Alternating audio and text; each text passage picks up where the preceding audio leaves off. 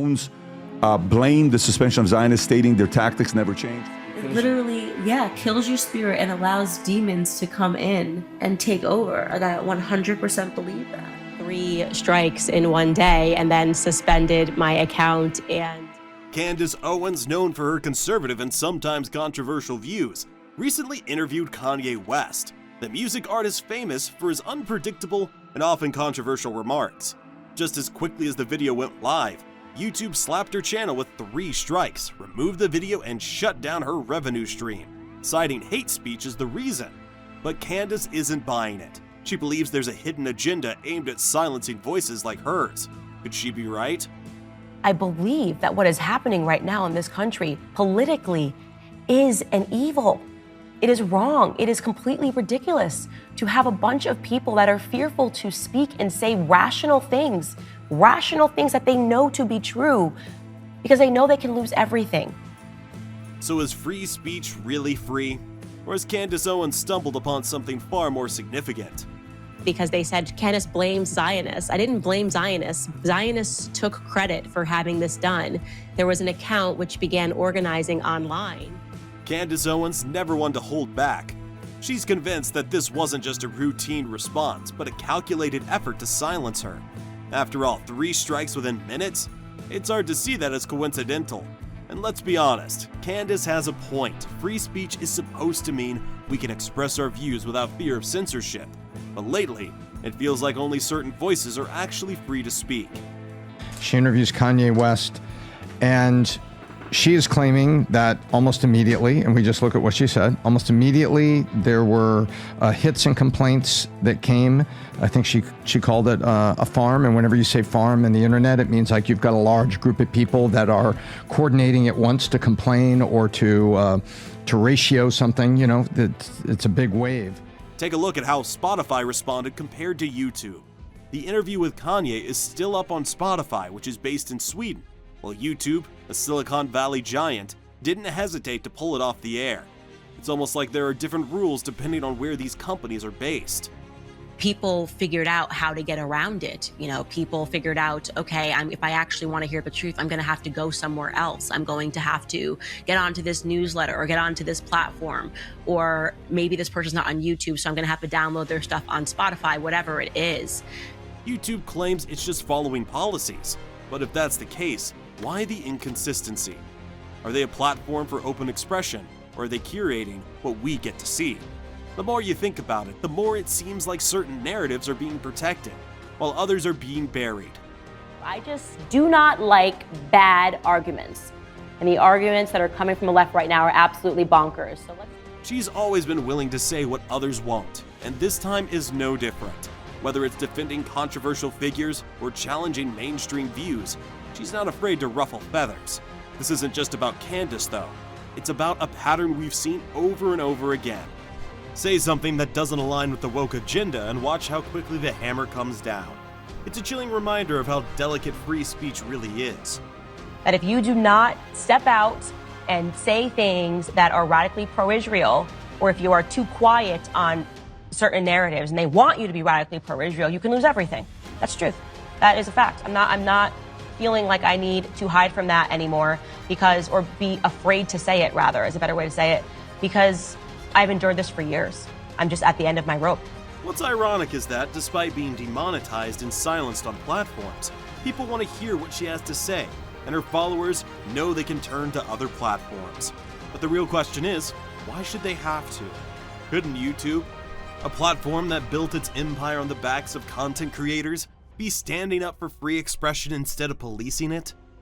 I see it falling apart. I know that they're writing this way about me because they're fearful. They see it. They know goodness is awake now. And they know the truth is putting its shoes on. And there's only so many articles you can write calling everybody a Nazi apologist and a racist and a homophobe and a transphobe, and it's not landing anymore. If a platform can decide what's acceptable and what isn't, then it's no longer just a platform. It's a publisher, with all the biases and agendas that come with that. The same was the case when she had an interview with Rabbi Shmuley. You know, this really all happened, I think, because of the success of my interview debate with Rabbi Shmuley. I went on to Piers Morgan and had a very well-watched interview, 3 million views, and then thereafter, boom, boom, boom, strikes off of YouTube. People can see and hear evil, and what you are doing right now is an act of evil. We all recognize that Rabbi Shmuley is unhinged. Candace Owens never met Michael Jackson. I was his rabbi for 2 years. The people who end up silenced are often the ones challenging the status quo. That's exactly what Candace Owens has done for years, and it's why she's such a threat to those who want to maintain control. The woke crowd doesn't want diversity of thought. They want conformity. And if you don't fall in line, they'll find a way to shut you down.